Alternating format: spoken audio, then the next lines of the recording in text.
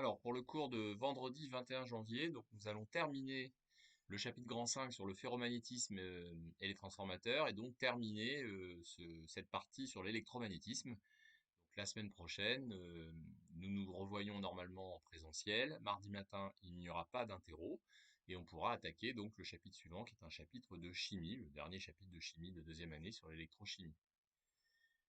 Alors, sur ce chapitre grand 5 sur le ferromagnétisme, il nous reste à aborder donc deux sous-parties, 4 et 5. Alors, dans la sous-partie 4, on va parler des pertes d'énergie par hystérésis. Alors, on a déjà expliqué que dans un matériau ferromagnétique, quand vous le soumettez à une excitation magnétique variable, eh bien, il allait y avoir donc un alignement des petits grains de l'ordre du millimètre cube dans ce matériau ferromagnétique, de manière à aligner leur moment magnétique, un petit peu comme des aiguilles aimantées de boussole. Et quand cette excitation magnétique H, donc le courant I imposé par le générateur, varie et sinusoïdal, eh bien, il y a périodiquement un alignement et un désalignement. Alors, on a montré que alors, au sein du matériau, on observait que l'aimantation dans le matériau, M, ou le champ magnétique B dans le matériau ferromagnétique, allait suivre effectivement ce qu'on appelle un cycle d'hystérésis. Hein, c'est-à-dire que ça allait augmenter, diminuer, augmenter, diminuer. Cycle d'hystérésis qui était symétrique par rapport à l'origine, c'est-à-dire lorsque H égale 0, ça veut dire que le courant I est égal à 0. Je vous rappelle que H, l'excitation magnétique, elle est proportionnelle à l'intensité I. Alors, pour vous remettre un petit peu dans le bain, quelle intensité I? L'intensité I qui est imposée dans les N-spires qui sont enroulés autour du tore ferromagnétique. Le matériau ferromagnétique, donc, allait décrire un cycle d'hystérésis. Donc, les petits grains allaient s'aligner, se désaligner, etc., etc. On peut reparler de l'aimantation à saturation. Donc, ça, c'est lorsque les moments magnétiques des petits grains dans le matériau sont parfaitement alignés. Alors, soit dans un sens, soit dans l'autre sens. Hein, c'est symétrique dans l'autre sens. Le champ magnétique, lui, n'avait pas tout à fait une asymptote horizontale, mais une asymptote oblique, avec une pente faible, hein, puisque c'est mu0. Et mu0, c'est 4 pi 10-7, mais c'est pas tout à fait horizontal, effectivement. On a vu qu'on pouvait obtenir donc des champs magnétiques rémanents, des aimantations rémanentes, c'est-à-dire que lorsque H égale 0, donc I égale 0, eh bien, il restait une aimantation, un champ magnétique. Ça, c'était le principe de fabrication des aimants permanents et le principe d'utilisation de ces matériaux comme des mémoires magnétiques. Alors maintenant, il faut expliquer que tout ça, le fait de faire parcourir périodiquement le cycle d'hystérésis dans le matériau ferromagnétique, allait provoquer un échauffement du matériau, donc des pertes d'énergie. Alors qualitativement, ces petits grains de l'ordre du millimètre cube, il faut donc un petit peu les déplacer les uns par rapport aux autres pour arriver à aligner les moments magnétiques. Et on se doute bien qu'au sein de la matière, qui n'est jamais un cristal pur, eh bien, ça va provoquer effectivement des frictions, des craquements. Et c'est ça qui va provoquer donc cet échauffement, cette perte d'énergie, et c'est ça qui provoque d'ailleurs le phénomène d'hystérésis. Donc quatrièmement, les pertes d'énergie par hystérésis. Donc le processus d'aimantation-désaimantation périodique d'un matériau ferromagnétique provoque un échauffement du matériau. Alors déjà, la première idée, c'est vrai, on pourrait se dire, c'est des courants de Foucault, puisque on impose au matériau ferromagnétique un champ magnétique variable, finalement, avec ce courant I variable qui circule dans les spires. Donc, apparition d'un champ électrique dans le matériau, donc J égale gamma E, puisque le matériau ferromagnétique est très souvent conducteur électrique, c'est souvent à base de fer, d'acier. Donc, c'est les courants de Foucault et c'est de l'effet Joule, cet échauffement. Alors oui, ça pourrait l'être, en effet, mais non en pratique, puisque en pratique, le matériau ferromagnétique que l'on va insérer dans les transformateurs, par exemple, hein, ou que l'on va utiliser dans les diverses applications, il est feuilleté. Ça veut dire qu'il est fabriqué par la compression de tôles ferromagnétiques et d'épaisseur de résine isolante. C'est-à-dire que si on prend la section d'un tore ferromagnétique, par exemple le carré, ça c'est l'exemple qu'on verra expérimentalement bientôt, hein, en présentiel, eh bien on verra que la section du tore ferromagnétique, en fait, c'est un carré, et ce carré, il est constitué par la compression. On a bien sûr comprimé très très fort des tôles, des épaisseurs de tôles d'acier, et on a intercalé entre ces tôles des couches de résine isolante, ce qui fait que les courants de Foucault, en fait, ils peuvent pas circuler, ils sont coupés. Donc en fait, il y a pas de courant de Foucault dans les tores ferromagnétiques. Alors, on va bientôt parler de l'application aux transformateurs, comme les transformateurs EDF, énorme application des matériaux ferromagnétiques, vous l'imaginez. eh bien, ils sont systématiquement feuilletés, évidemment. Donc, il n'y a pas de courant de Foucault. Les courants de Foucault, ils ne peuvent pas circuler, ce qui provoque effectivement pas d'échauffement par effet Joule. Donc, en fait, concrètement, il n'y a pas d'effet Joule dans les tores ferromagnétiques. Mais c'est vrai que si on ne fait pas attention, il pourrait y en avoir. Et en plus, il existe des matériaux ferromagnétiques qui sont naturellement isolants. Des matériaux ferromagnétiques qui ne conduisent pas le courant électrique. Alors c'est le cas de ce qu'on appelle les ferrites. Alors les ferrites, on verra qu'elles sont utilisées dans des applications bien particulières parce que ça coûte assez cher à fabriquer et effectivement à utiliser. Et ces ferrites sont naturellement isolantes. Donc elles, il n'y a même pas besoin de les feuilleter, les ferrites, puisqu'elles ne conduisent pas le courant. Alors pour mettre en évidence donc ce phénomène de perte par énergie, on va refaire le dessin classique, hein. Donc on est sur la structure, la seule à votre programme, le matériau informatique est sous forme de tore, on a enroulé une spire de cuivre, parcouru par un courant I, donc il y a une tension, on est en régime sinusoïdal forcé, en général fréquence 50 Hz. On appelle S la section du tore ferromagnétique, donc c'est bien une surface, et on a dessiné C la ligne de champ moyenne, hein, et L, le périmètre moyen de ce cercle, donc de sa ligne de champ. Alors, on néglige la résistance électrique des N-spires, on néglige les courants de Foucault, donc ça veut dire qu'il n'y aura pas de perte par effet Joule, ni par courant de Foucault dans le tore, ni par résistance électrique des N-fils de cuivre. Donc tout ça, évidemment, en pratique, c'est pas rigoureusement vrai, mais c'est une première approximation. Alors, on a alors le schéma électrique équivalent des N-spires que j'ai déjà dessiné plusieurs fois, qui va se limiter à une FEM induite totale petit e, qui vaut moins dφ sur dt, donc moins nsdB sur dt, U égale moins E, donc U de t égale nsdB sur dt, on l'a vu souvent. Ensuite, le courant, c'est HL sur N, puisqu'on applique le théorème d'Ampère relatif à H sur le cercle. On peut donc écrire que la puissance fournie par le générateur, qui impose donc la tension U et le courant I dans les N-spires, c'est donc U fois I, donc SLH dB sur dt. Donc puissance fournie par générateur en watts.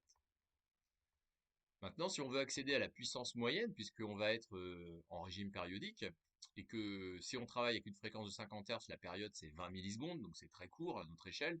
Donc ce qui nous est accessible, ce qui nous intéresse, c'est la puissance moyenne fournie par le générateur en watts. Donc l'intégrale de 0 à grand T, j'ai oublié 1 sur grand T ici, pardon, hein, donc 1 sur grand T intégrale de 0 à grand T de P de T dt. Par contre, je l'ai mis ici. Donc SL sur grand T, intégrale de 0 à grand T de HdB. Alors S fois L, c'est le volume du tore. 1 sur T, c'est bien la fréquence. Et c'est cette intégrale qui va nous intéresser. L'intégrale sur une période de HdB, en fait, qu'est-ce que c'est? Alors je vais vous expliquer que c'est l'air, la surface du cycle d'hystérésis B en fonction de H. Donc en fait, effectivement, si vous la hachurez, c'est la surface du cycle B en fonction de H, et pas M en fonction de H. Et que cette aire du cycle, en fait, c'est une énergie volumique, hein, c'est des joules mètre moins 3. Pourquoi? Parce que multiplié par un volume en mètre cube, multiplié par une fréquence en seconde moins 1, ça donne bien des watts. Donc en effet, on va montrer que l'intégrale de 0 à t de HdB, c'est en fait la surface du cycle d'hystérésis B en fonction de H. Donc on va voir ça sur le schéma. Donc si vous prenez un cycle d'hystérésis B en fonction de H, si vous prenez donc à une date t quelconque, effectivement, donc on va être à cet endroit-là sur le cycle d'hystérésis, donc on a bien H qui vaut cette valeur, et on considère dB la petite variation du champ magnétique hein, pendant un tout petit laps de temps dt, et ça permet effectivement de dessiner cette petite surface-là. Maintenant, si vous faites la somme continue de toutes ces petites surfaces-là, entre t égale 0 et grand T, vous allez balayer toute la surface du cycle d'hystérésis. Voilà, c'est pas la peine de s'éterniser là-dessus, hein. Donc effectivement, l'intégrale sur une période de HdB, puisque le cycle d'hystérésis il est parcouru en une période, c'est en fait la surface du cycle B en fonction de H. Donc la surface du cycle d'hystérésis va vous donner une information sur les pertes d'énergie. Alors pourquoi les pertes d'énergie? Parce qu'en effet, si on regarde le schéma électrique équivalent, la puissance fournie par le générateur ici, elle sert à quoi? Vu qu'il n'y a pas d'effet Joule, puisqu'on a négligé la résistance des spires, il n'y a pas de courant de Foucault, vu qu'il n'y a pas d'effet Joule, toute la puissance fournie par le générateur ici, elle sert uniquement à être perdue par hystérésis. Elle sert uniquement à faire parcourir le cycle d'hystérésis aux matériaux ferromagnétiques, donc à provoquer ces craquements, ces frictions et donc ces pertes d'énergie. Donc 100% de la puissance fournie par le générateur sur cette structure, attention, on verra d'autres structures, est dissipée par hystérésis, donc transformée en chaleur par hystérésis. Voilà, donc voilà pourquoi la puissance moyenne dissipée par hystérésis est confondue ici avec la puissance fournie par le générateur, et c'est donc le volume du tore fois la fréquence fois la surface, l'aire du cycle B en fonction de H. Donc vous devez connaître cette formule par cœur puisqu'on en a besoin souvent, mais vous devez savoir aussi la redémontrer, la justifier et avoir compris pourquoi on fait intervenir la surface du cycle. Alors pour vous donner un exemple, dans l'acier, qui est très très utilisé bien sûr, notamment dans les transformateurs, la masse volumique c'est 7500 kg mètre-3, eh bien on va perdre à peu près 1 watt par kilogramme. Alors, bien sûr, les gros transformateurs vont utiliser beaucoup de kilogrammes d'acier, les petits, ça va plutôt être des grammes d'acier, mais en moyenne, dans l'acier, on a 1 watt par kilogramme qui va être dissipé par hystérésis. Alors pour vous donner un exemple, un chauffage, un radiateur moyen dans une pièce, c'est 1000 watts, donc une tonne. Donc une tonne d'acier permettrait de chauffer autant qu'un radiateur de 1000 watts dans une pièce. Donc l'aire du cycle B en fonction de H, est bien l'énergie dissipée en chaleur par hystérésis par mètre cube de matériau pendant une période, puisque c'est des joules mètre-3, c'est bien une énergie dissipée en chaleur, transformée en chaleur par hystérésis par mètre cube, joule mètre-3, et pendant une période grand T. Donc à chaque période grand T, par exemple toutes les 20 millisecondes, si jamais vous êtes à 50 Hz, la surface du cycle vous indique l'énergie qui est perdue par mètre cube de matériau ferromagnétique que vous avez utilisé dans votre tore. Donc la remarque, c'est pour orienter ou désorienter les mus ferro, donc les moments magnétiques ferromagnétiques, c'est les petits grains qui vont donc se déplacer de l'ordre du millimètre cube pour aligner ces moments magnétiques ou les désaligner quand on souhaite par exemple annuler l'aimantation avec le champ coercitif, hein, va provoquer des frictions au sein du matériau. Vous n'avez pas besoin d'en savoir plus à votre niveau cette année pour interpréter ce phénomène. Alors les matériaux doux, ils vont avoir des faibles pertes par hystérésis. Les matériaux linéaires, ils n'auront aucune perte, en théorie. Les matériaux doux, pourquoi? Parce que les matériaux doux, on a vu que leur cycle d'hystérésis, il était très fin. Donc il n'y a quasiment pas de surface, donc très peu de pertes. Et puis en théorie, avec le modèle linéaire, on suppose qu'il n'y a pas de surface du tout, donc il n'y a pas de perte du tout. Alors que les matériaux durs, ils vont avoir une énorme surface, donc d'énormes pertes. Mais évidemment, dans les transformateurs EDF où le matériau ferromagnétique va 24 heures sur 24, 7 jours sur 7 parcourir son cycle d'hystérésis toutes les 20 millisecondes si on est à 50 Hz, on va évidemment pour fabriquer donc ces transformateurs qui fonctionnent tout le temps, hein, 24 heures sur 24, 7 jours sur 7, on va évidemment utiliser des matériaux doux et les plus doux possibles pour avoir que quelques watts de perte par transformateur. Alors que les matériaux durs avec des gros cycles qui ont des énormes pertes par hystérésis, en fait on les utilisera jamais pour fabriquer des transformateurs. Et donc les matériaux ferromagnétiques durs, ils ne seront jamais utilisés dans une application où où ils vont parcourir un cycle d'hystérésis. Jamais, ça n'a aucun sens, il y aurait beaucoup trop de pertes. Par contre, ils sont utilisés pour faire des aimants permanents, comme leur nom l'indique, donc des matériaux qui produisent un champ magnétique intense et qui ne bougent quasiment pas. Alors, il y a une petite remarque quand même, il y a des transformateurs haute fréquence, hein, donc on a besoin de transformateurs dans certaines applications pour des fréquences supérieures à 1000 Hz, donc c'est pas pour EDF. Là, c'est clair qu'on va prendre des ferrites, c'est-à-dire des matériaux où il n'y a aucune perte par effet Joule, puisqu'il n'y a aucun courant de Foucault, parce que c'est isolant par nature. Et c'est un matériau qui est quasiment linéaire, avec de très très faibles pertes par hystérésis. Donc ça, c'est quand on est vraiment à haute fréquence, puisqu'on a vu que la puissance perdue était proportionnelle à la fréquence. Donc quand la fréquence augmente dans un transformateur, hein, il y a de rares applications où on en a besoin, on va vraiment privilégier des matériaux très très doux.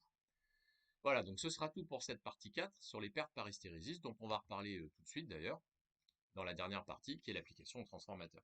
Là, on est dans le concret, on est dans la pratique, puisqu'on va aborder ensemble la fabrication, l'application au transformateur.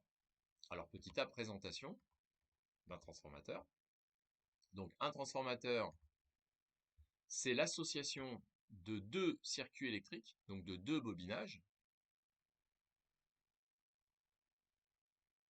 Donc j'ai tout un tas de schémas. Alors bien sûr les transformateurs EDF, donc vous pouvez en avoir des très très gros, ça c'est pour les villes. C'est entre la centrale EDF et la ville, on va intercaler des gros transformateurs déjà pour diminuer, on va voir comment, pour diminuer l'amplitude, la valeur efficace de la tension déjà, qui circule sur les lignes de tension. Maintenant au niveau des rues, donc des quartiers, on va mettre des petits transformateurs. Et puis évidemment, vous avez les transformateurs que vous utilisez pour charger vos téléphones portables, pour charger vos ordinateurs portables. Donc il y a des transformateurs partout. Donc on a tout le temps besoin de diminuer ou d'augmenter la valeur efficace d'une tension alternative. Et on verra que les transformateurs peuvent être utilisés aussi dans d'autres applications tout à l'heure. Mais vraiment, la grosse application, c'est la transformation de la tension. C'est augmenter ou diminuer la valeur efficace d'une tension, tout en isolant électriquement les deux circuits. Alors en effet, par exemple, si on prend un tore ferromagnétique, alors qui a plutôt la forme d'un carré, mais enfin pour vous c'est pas grave, on a effectivement les deux bobinages, celui qu'on appellera le circuit primaire avec ses N1 spires et le circuit secondaire avec ses N2 spires.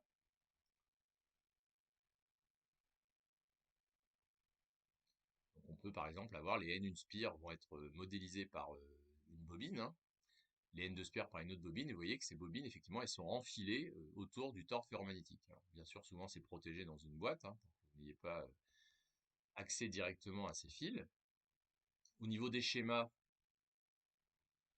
des schématisations, on pourra retrouver ici le tore ferromagnétique, les deux bobinages. Alors pourquoi j'ai mis deux schémas? Alors effectivement, ça va être dans la présentation, on va expliquer ce problème. Il y a deux bobinages. Or, pour bobiner, pour enrouler des fils autour du tore ferromagnétique, il y a plusieurs façons de faire. Alors soit le fil ici en haut, on le fait passer par-dessus, d'accord? Et puis il ressort évidemment par-dessous. On a refait la même chose ici. Par contre, pour l'autre bobinage, on peut très bien commencer par en dessous et sortir par-dessus, ou alors commencer par-dessus et sortir par en dessous. Ah, problème. Donc en effet, puisqu'il y a deux bobinages, il y a plusieurs façons de réaliser ces bobinages. Donc il faudra préciser, il faudra trouver un moyen simple pour préciser, dans un exercice ou un problème qu'on va vous proposer, pour préciser comment a été réalisé le bobinage. Alors je pense que vous avez vu qu'il y a des gros points qui sont mis là, un gros point noir ici et ici, ici et ici. Alors vous avez compris, ces gros points noirs, ils correspondent à l'endroit où les bobinages ont été réalisés de la même façon, de manière analogue. Donc ici par-dessus, par-dessus, par-dessus, par-dessus. Voilà. Alors bien sûr, on va revenir là-dessus. Alors on a donc évidemment, quand on utilise un transformateur, on souhaite réaliser un transfert de puissance électrique en régime sinusoïdal forcé, donc en régime variable, dans la RQS bien sûr, d'un circuit primaire, donc qui est relié au N1 spire, vers un circuit secondaire qui est relié au N2 spire. Le circuit primaire, lui, il est relié à un générateur, qu'on pourrait appeler la source, et le circuit secondaire, lui, il est relié à un récepteur, qu'on appelle la charge. Donc par exemple, le générateur, ça peut être une centrale EDF, une centrale nucléaire, et le récepteur, c'est la ligne à haute tension qui va faire 100 km de long et qui va acheminer, bien sûr, la puissance électrique vers une ville, vers un village, vers un quartier. Alors évidemment, la centrale nucléaire, elle est obligée, donc elle fournit par exemple du 1500 volts efficace, et elle est obligée de faire circuler la puissance électrique sur la ligne à haute tension à 20 000 volts efficace. Alors on a déjà expliqué pourquoi, hein, c'était pour minimiser les pertes par effet Joule sur la ligne à haute tension. Ça, on a expliqué ça en début d'année. Donc c'est indispensable effectivement d'augmenter la valeur efficace de la tension. Les deux circuits doivent être isolés électriquement, bien sûr, sont isolés électriquement, mais on souhaite un rendement le plus proche possible de 100%. Donc c'est pour ça qu'on va canaliser les lignes de champ magnétique produites par les N spires pour qu'elles traversent les N2 spires. On va les canaliser avec un tore ferromagnétique de bonne qualité, de manière à ce qu'il n'y ait pas de fuite magnétique. Le rendement en pratique pour les transformateurs EDF, il est plutôt de 99%, il n'est pas de 100%.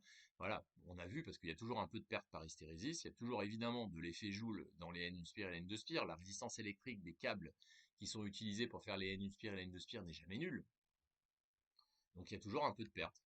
Alors des fois, le rendement c'est 96%, enfin bon, voilà, on s'approche des 99% en pratique. Certains transformateurs de moins bonne qualité sont plutôt à 96%, mais ça reste quand même des rendements très bons, hein, proches de 100%. Le but, évidemment, n'est pas de chauffer. Mais même les 1% qui sont perdus, c'est donc de la chaleur. Ça fait chauffer les transformateurs, et c'est clair que les transformateurs, notamment les gros transformateurs intercalés entre les centrales et les villes, eh bien, ils chauffent beaucoup et il faut refroidir. Et on est obligé de les refroidir. Il y a des systèmes de climatisation pour refroidir les transformateurs. Alors certains projets, par exemple à Grenoble, vont effectivement utiliser cette chaleur pour chauffer de l'eau et acheminer cette eau vers des immeubles, par exemple, pour produire de l'eau chaude vers les immeubles.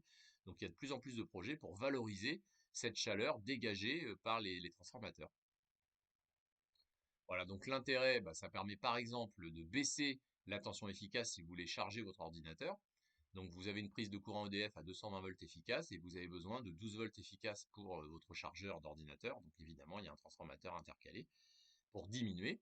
Au contraire, à la sortie d'une centrale, on est à 1500 volts efficace et on veut passer en 20 000 volts efficace, puis les 20 000 volts les redescendre à 1500 volts et les 1500 volts les redescendre à 220 volts.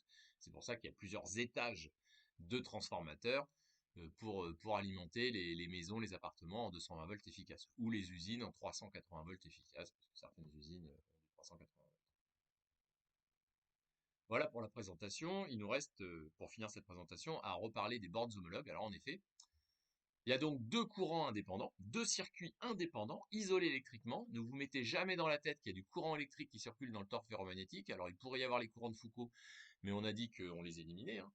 Donc ils sont bien isolés électriquement, et il y a donc plusieurs manières d'enrouler, de réaliser les enroulements. Donc évidemment, soit vous enroulez les fils par-dessus en haut et ils sortent par-dessous. Donc on met des points noirs là où ils sont enroulés de la même manière, par exemple par-dessus.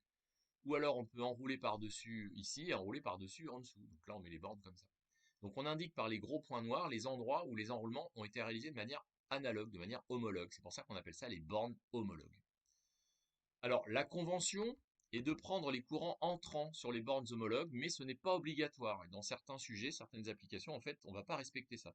Par contre, quand on vous laisse le choix, moi je vous conseille vivement de choisir cette convention. C'est-à-dire que quand on vous indique les bornes homologues, vous mettez les courants rentrants vers les bornes homologues. Et je vous garantis, vous allez voir que vous n'allez pas faire dehors de signe si vous prenez cette habitude, bien sûr, si on vous laisse la liberté, mais en général, vous êtes libre de choisir l'orientation des courants. Alors, dans un sujet, un problème, on va par exemple vous représenter un transformateur de cette manière-là. Donc vous avez bien les deux bobinages en influence magnétique avec le coefficient de mutuelle inductance. Et évidemment, on va vous mettre les bornes homologues. Si on ne vous met pas les bornes homologues, bah, vous êtes un peu coincé parce que vous ne savez pas comment ont été réalisés les enroulements du primaire et du secondaire. Vous ne savez pas trop comment on a enroulé les fils. Donc avec les bornes homologues, vous savez comment on les a enroulés. Et vous, par convention, puisque c'est vous qui choisissez, vous mettez les courants rentrants vers les bornes homologues. Si jamais on vous le représente comme ça, bah, même chose, vous mettez les courants rentrants vers les bornes homologues. Ça veut dire que je peux dessiner ce qui se passe en réalité à partir du schéma. Je peux réaliser quelque chose de cohérent. Donc représenter le tore et puis dessiner les enroulements. Donc ça veut dire que les deux enroulements en haut, ils ont été réalisés de la même manière. Alors certains vont me dire, mais pourquoi par-dessus? C'est vrai qu'on pourrait dessiner les fils avec les fils qui passent par en dessous. Ça n'a pas d'importance. Je vous promets que ça ne changera pas le résultat à la fin. Voilà, donc il faut choisir. Donc moi, je vous conseille de choisir les enroulements par-dessus et les courants rentrants. Même chose ici.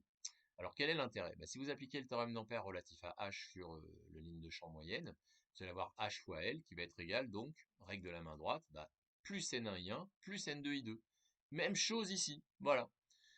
Donc quand on vous indique les bornes homologues et que vous choisissez les courants rentrants vers les bornes homologues, il y a toujours moyen de choisir l'orientation de la ligne de champ moyenne C, donc ici comme ceci, pour avoir du plus N1I1 plus N2I2. Voilà, c'est un moyen d'avoir quelque chose de rassurant, de pratique.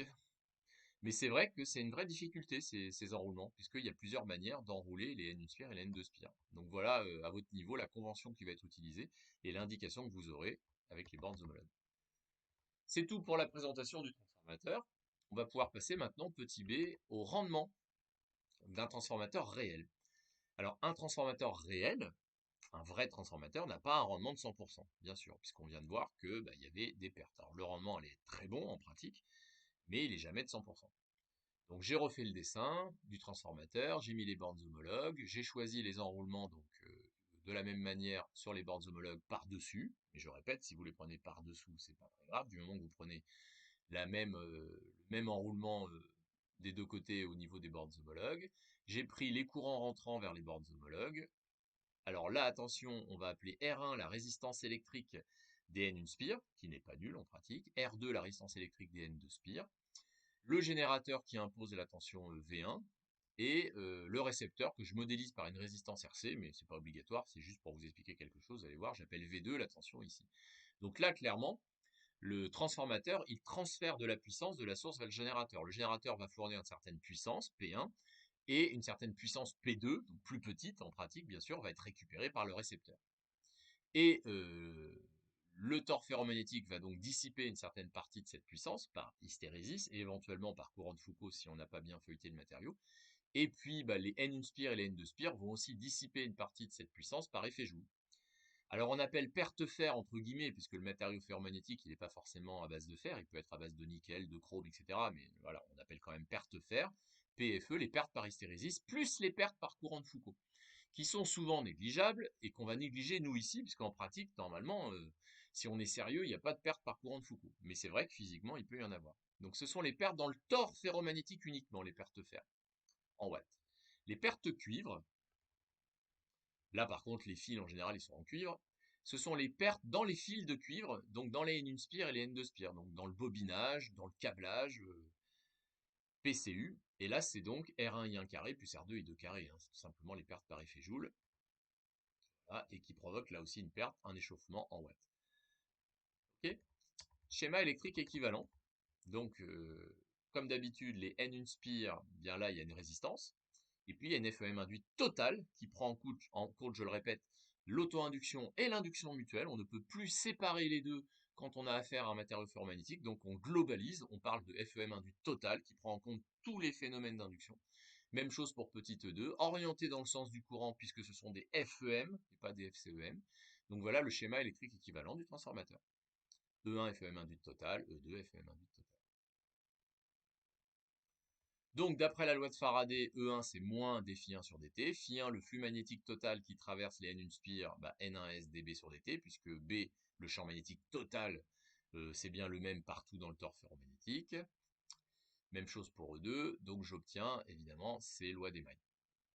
Alors ensuite, P1, donc V1, c'est bien la puissance fournie par le générateur, on est bien en convention générateur, et P1 est positif, puisque le générateur fournit de la puissance. Par contre, P2, la puissance reçue par le récepteur, donc qui est bien positive, puisque c'est bien un récepteur, le secondaire, ça va être moins V2I2. Alors là, souvent ça vous embête. C'est pour ça qu'on va expliquer. Donc imaginons que le récepteur, ce soit une résistance. Donc vous êtes bien d'accord que la puissance reçue par le récepteur, RC, par la charge RC, ce serait donc RC I2 carré. Ok. Or, attention, vous voyez, le courant I2, il n'est pas en convention récepteur. Ça veut dire que V2, c'est moins RCI2. Donc, si vous voulez que P2, la puissance reçue par le récepteur positif, ce soit plus RCI2 carré, logique, il faut que ce soit moins V2I2. Car V2 égale moins RCI2 ici. Voilà l'explication. Voilà pourquoi, sur le dessin que je vous ai réalisé, dessiné, voilà pourquoi la puissance reçue par le récepteur, c'est moins V2I2. Donc plus RCI2 carré, c'est bien positif. Ça veut dire que quand on fait P1 moins P2, la puissance fournie moins la puissance reçue, donc la puissance fournie au primaire moins la puissance reçue au secondaire, eh bien c'est V1I1 plus V2I2. Donc quand vous remplacez, bah, R1I1 carré plus R2I2 carré, plus N1I1 plus N2I2 S dB sur dt. Or, on n'oublie pas que HL égale plus N1I1 plus N2I2, théorème d'Ampère relatif à H sur la ligne de champ moyenne, en respectant les bornes homologues, les conventions habituelles d'orientation, hein, donc voilà, c'est pas par hasard qu'on obtient des plus partout. Ça ne veut pas dire que I1 est tout le temps positif, I2 tout le temps positif. Non, puisqu'en plus c'est sinusoïdal. Donc I1 et I2 sont périodiques, tantôt positifs, tantôt négatifs, c'est sinusoïdal. Mais on a bien des plus ici, des plus ici. Si on respecte bien le dessin que je vous ai fait, la convention que je vous ai fait, vous remplacez ici, et vous obtenez donc P1 moins P2 égale R1 I1 carré plus R2 I2 carré plus HLS dB sur dt. On reconnaît bien les pertes cuivre par effet Joule, et on reconnaît bien les pertes fer qui se limitent ici à des pertes par hystérésis. HLS dB sur dt, donc le volume, fois H dB sur dt. Là pour l'instant on est sur des puissances instantanées, donc c'est exactement ce qu'on a vu dans la sous-partie 4 juste tout à l'heure en début de cours. Voilà, donc c'est pas une grosse surprise, on retrouve bien la puissance instantanée dissipée par hystérésis. Si on passe à la puissance moyenne, on va faire apparaître l'intégrale de 0 à grand T de HdB, la surface du cycle. Mais là, on reste sur un bilan de puissance instantané. Alors maintenant, pour définir le rendement du transformateur, eh bien, c'est la puissance moyenne P2 reçue par le récepteur sur la puissance moyenne P1 fournie par le générateur. Donc, moyenne de P2 sur moyenne de P2 plus moyenne de PCU plus moyenne de PFE. Donc puissance moyenne dissipée par effet Joule, puissance moyenne dissipée par hystérésis. Donc là par contre on va retrouver le volume du tore fois la fréquence fois la surface du cycle d'hystérésis qui caractérise B en fonction de H qui caractérise le matériau. Et on va définir donc le rendement. Alors c'est là qu'en pratique on est à 99%, on utilise des matériaux doux en pratique, les pertes fer sont faibles, les pertes cuivre sont faibles. Donc les cycles d'hystérésis sont fins, il n'y a pas une grosse surface. Donc voilà pour le rendement du transformateur. Alors pour terminer donc le cours et donc ce chapitre, il nous reste à voir le petit c, le modèle du transformateur idéal, on dit aussi transformateur parfait. Alors c'est un modèle, ça veut dire que c'est une théorie, ça veut dire que ça n'existe pas, voilà, mais c'est une manière de simplifier beaucoup de choses, et on ne va pas s'en priver, évidemment. Donc un transformateur idéal ou un transformateur parfait, c'est facile, c'est qu'on considère que le rendement il vaut 100%. Voilà. Aucune perte. Pas de perte cuivre, pas de perte fer. Donc aucune résistance électrique dans les bobinages, des N1 spire et des N2 spire, aucune perte fer, donc évidemment pas de courant de Foucault, et pas de surface pour le cycle d'hystérésis. P1 égale P2. Toute la puissance débitée par le générateur est reçue par le récepteur. Alors là, on décompose quand même en deux exemples, en deux possibilités. Premièrement, le tore ferromagnétique, il est doux, linéaire. Voilà. Donc linéaire, ça veut dire que le cycle d'hystérésis, c'est un segment. On a donc une perméabilité relative, μr, très grande, comprise entre 1000 et 100 000 en pratique. B carré sur 2 mu0 μr, en joule mètre moins 3, c'est l'énergie magnétique stockée dans le tore ferromagnétique, ça on l'a vu aussi, donc densité volumique d'énergie stockée dans le tore ferromagnétique. Donc le tore ferromagnétique va stocker quand même de l'énergie pendant le fonctionnement. B carré sur 2 mu0 μr. Mais, puisqu'il n'y a aucune perte, pas d'échauffement, eh bien le rendement sera quand même de 100%. Deuxième possibilité, donc normalement dans les énoncés c'est clair, c'est pas ambigu, toujours un tore ferromagnétique linéaire bien sûr, mais cette fois-ci on va considérer que la perméabilité relative μr elle est infinie. Donc aucune perte évidemment, aucun échauffement, rendement de 100%, mais en plus aucune énergie stockée dans le tore ferromagnétique puisque si μr tend vers l'infini, B carré sur 2 mu0 μr tend vers 0, aucune énergie stockée dans le tore. Donc voilà, ces deux exemples-là, ces deux cas-là, vous les rencontrerez, on va les voir en TD bien sûr, hein, mais ces deux exemples-là traduisent le modèle du transformateur idéal. Alors bien sûr, le schéma par contre c'est toujours le même, hein, donc le tore ferromagnétique, les deux bobinages, les bornes homologues, donc les enroulements analogues, homologues, et la convention que je vous conseille, qui ne sera pas toujours respectée, les courants rentrants, N1 spire, N2 spire. Alors justement, par rapport au conseil que je vous ai donné, oui, là on voit que sur ce schéma-là, ils ont mis les bornes homologues comme il faut, bien sûr, mais là ils ont mis le courant rentrant ici, ok, et là ils ont mis le courant rentrant ici, donc il serait plutôt sortant ici. Et je crois que, par contre, là ils ont mis le courant rentrant ici, le courant rentrant ici. Vous voyez, cette convention, qui reste une convention, plutôt un conseil que je vous donne, n'est pas toujours respectée. Je crois que là non plus. Voilà, là ils ont mis le courant rentrant, et là ils ont mis le courant entrant comme ça, au lieu de le mettre comme ça. Donc c'est pas interdit. Alors c'est pas très malin, parce que vous voyez bien que si vous appliquez le théorème d'Ampère relatif à H sur la ligne de champ moyenne ici, avec la règle de la main droite, bah là vous auriez donc plus N1I1 moins N2I2. Voilà, c'est pas interdit, hein. Encore une fois, I1, I2 c'est algébrique, mais je trouve que c'est pas très commode. C'est quelque chose qui n'est pas très très commode. Sur ce dessin-là, on ne met pas de bornes homologues, puisque là, il n'y a pas d'ambiguïté, puisqu'il y a un seul bobinage. Alors, ensuite, le modèle donc du transformateur idéal, donc on a un tore ferrométrique linéaire, mais avec un μr qui est très grand, mais pas infini. Donc des fois, on a ce petit dessin-là aussi, avec des petits traits. C'est-à-dire qu'on ne met pas la flèche avec le coefficient de mutuelle inductance, mais on met des petits traits pour montrer qu'effectivement, bah, il y a un tore ferromagnétique. Le schéma électrique équivalent, donc on le retrouve habituellement comme ceci. On ne met pas de résistance, puisque sur le transformateur idéal, il n'y a pas de perte par effet Joule. Les FEM induites totales. Voilà, donc on retrouve, on l'a déjà fait plein de fois, V1 égale moins E1, V2 égale moins E2, loi de Faraday. Et là, on voit que si on fait le rapport V2 sur V1, boum, N2 sur N1.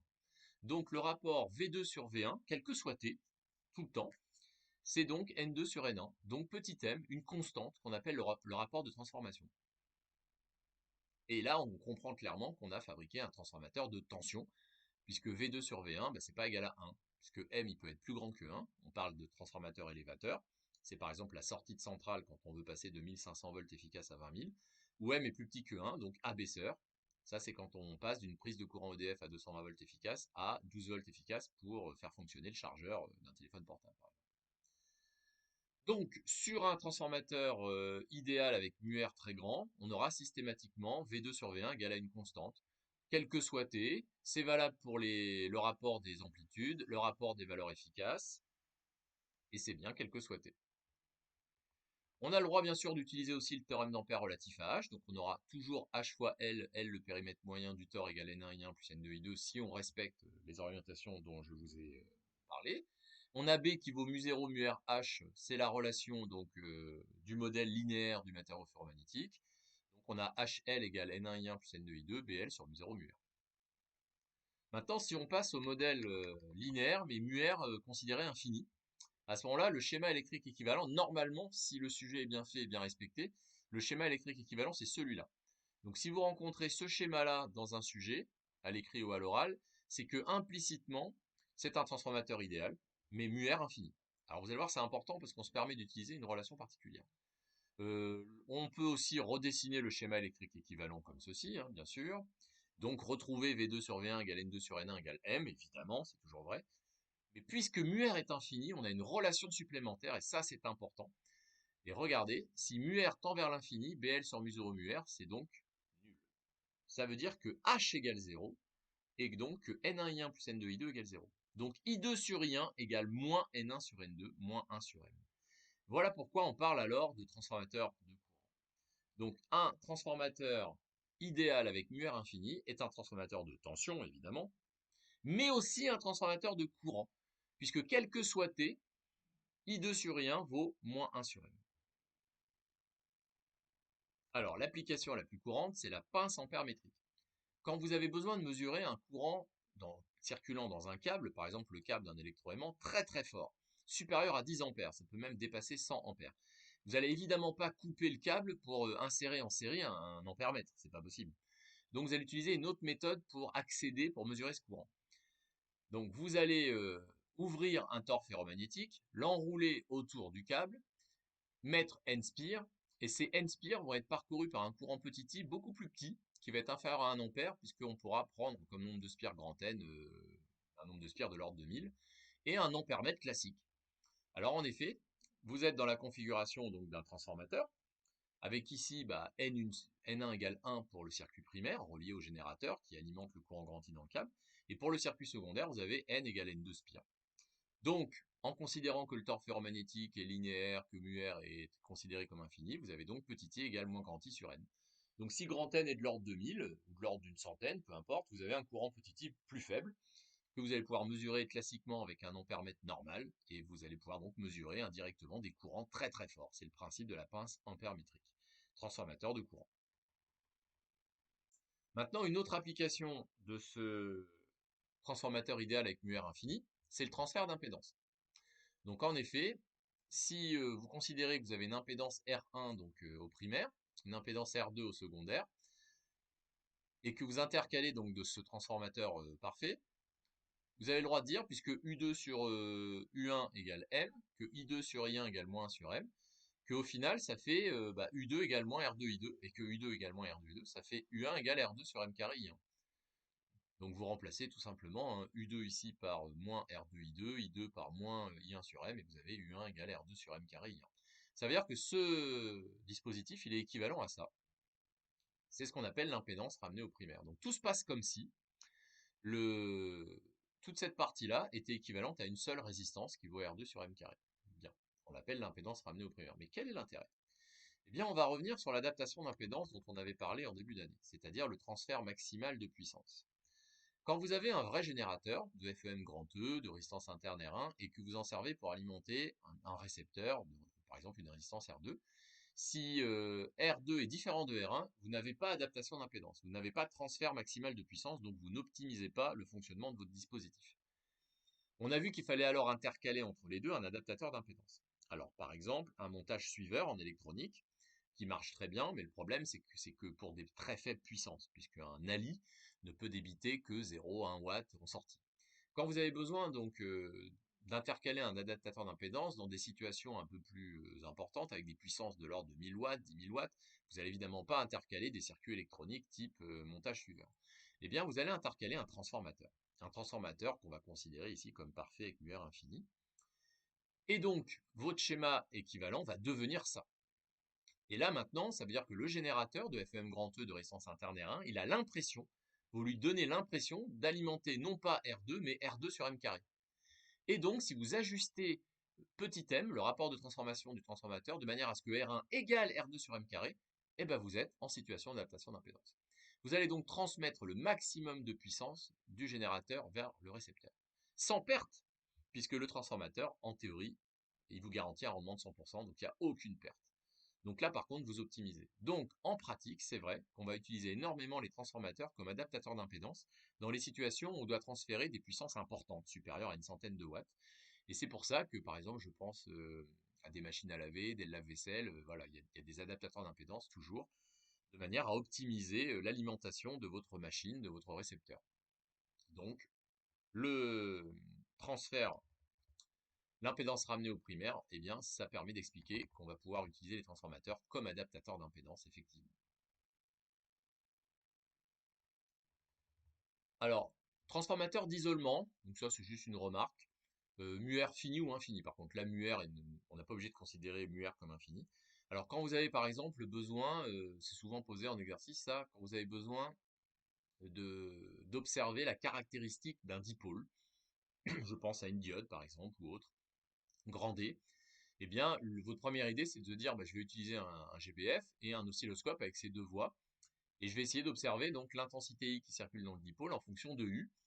Donc voie Y pour I, voie X pour U, en faisant attention de multiplier par -1 ici, voilà, puisque Y en fait c'est moins RI ici, enfin c'est pas très grave. On passe en mode XY et on observe sur l'écran de l'oscilloscope la caractéristique. Le problème c'est que ça marche pas comme ça. Pourquoi? Parce que si vous réalisez ce montage-là, vous avez la masse du générateur ici, la masse de l'oscilloscope ici, évidemment, commune aux voies X et Y. Ça veut dire que la résistance R, elle va être court-circuitée. C'est-à-dire que la tension, la différence de potentiel, ça va être 0 moins 0, puisque vous allez relier la masse de l'oscilloscope à la masse du générateur. Donc la résistance R sera court-circuitée, il n'y aura pas de courant, et donc ça ne marche pas. On a alors besoin d'intercaler un transformateur d'isolement. Donc un vrai transformateur, mais avec le même nombre de spires à l'entrée et à la sortie, donc un rapport de 1.